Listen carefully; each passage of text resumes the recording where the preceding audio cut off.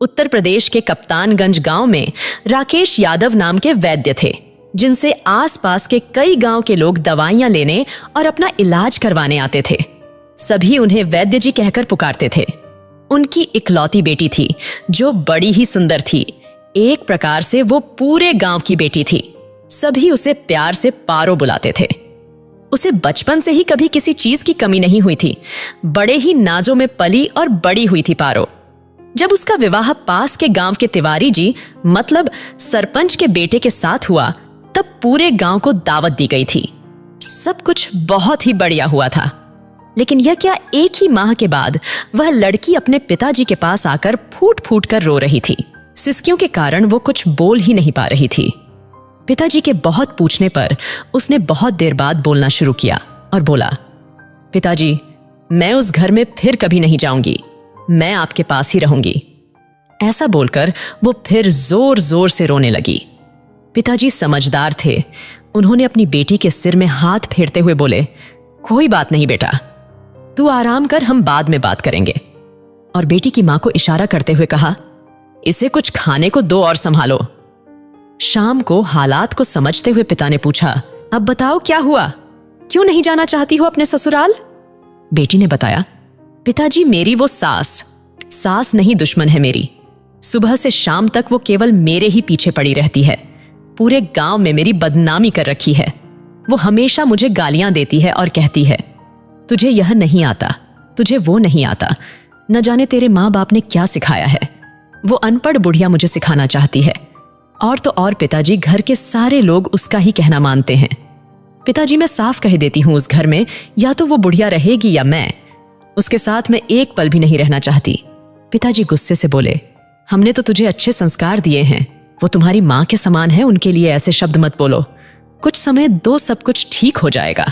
बेटी ने कहा, पिताजी, मैं एक शर्त में वहां वापस जाऊंगी। पिता ने कहा, वो शर्त क्या है? पिताजी, आप तो इतने बड़े वैद्य हैं, दवाओं और जड़ी बूटी के विषय में जानते हैं। पिताजी सिर हिलाकर हामी भर रहे थे और बोले, तो आप मुझे कुछ ऐसा जहर दो कि जिसे खाकर मेरी सास मर जाए, क्योंकि मैं उसे किसी भी रीति से बर्दाश्त नहीं कर सकती।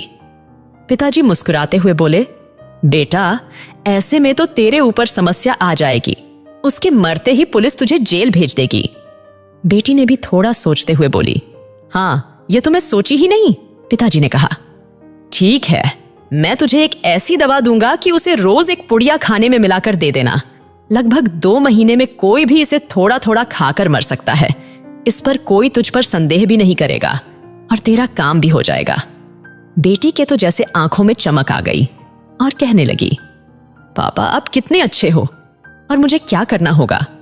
पिताजी ने कहा, और देख, किसी को शक संदेह न हो, इसलिए तू उनसे लड़ना नहीं, बड़े प्यार से रहना। वो जो भी कहें उसे मान लेना, क्योंकि वो 2 ही महीने की मेहमान होगी।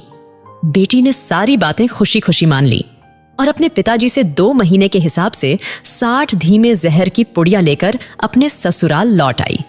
अब प्लानिक के हिसाब से रोज सासू माँ के खाने में एक पुड़िया मिलाकर देना शुरू की और बड़े प्यार से घर में रहने लगी। अब सासू यदि गाली देती तो भी बहू पर कोई असर नहीं होता। वो बहुत प्यार से जवाब देती। लगातार 1 माह तक बहू के अच्छे व्यवहार के कारण सास का भी मन बदलने लगा। अब वह अपनी बहू को गाली बकना बंद कर दी और उसे बिना बात के चिल्लाना भी कम कर दी। बहू को भी लगने लगा, अब तो कुछ ही दिन की मेहमान है मेरी सासू माँ, इसलिए उसकी और सेवा कर देती हूँ। इसलिए वह रात को सासू के पैर भी दबाने लगी और सिर पर तेल भी मल देती थी। अब तो सासू माँ सारे गांव में कहते नहीं थकती कि बहू हो तो मेरी बहू जैसी। और वह अपनी बहू को अपनी बेटी से भी बढ़कर प्यार करने लगी। उसे घर का सारा अधिकार और जेवर और सब कुछ सौंपने लगी। यह सब देखकर बहू के आंख में आंसू आ गए और वह अपनी सास को अपनी माँ के जैसे प्यार करने लगी। और तभी उसके मन में एक डर समाने लगा और वह उसी दिन अपने गांव मायके आई और अपने पिता से लिपटकर रोने लगी और कहने लगी, पिताजी, आप कुछ भी करो लेकिन मेरी माँ को बचा लो।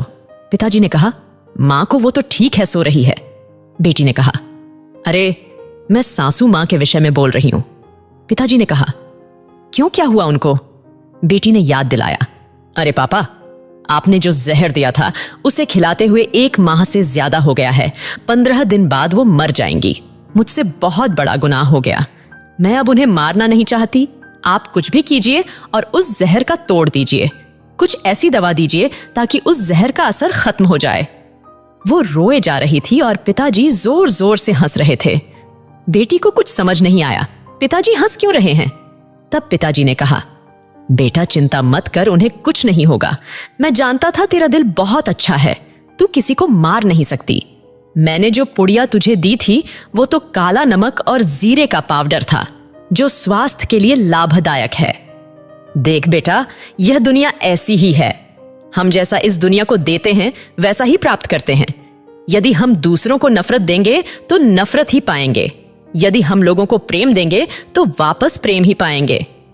बेटी चुपचाप खड़ी खड़ी आश्चर्य से अपने पापा की बुद्धिमानी भरी बातें सुन रही थी और आंसू बहा रही थी। ये आंसू खुशी के थे।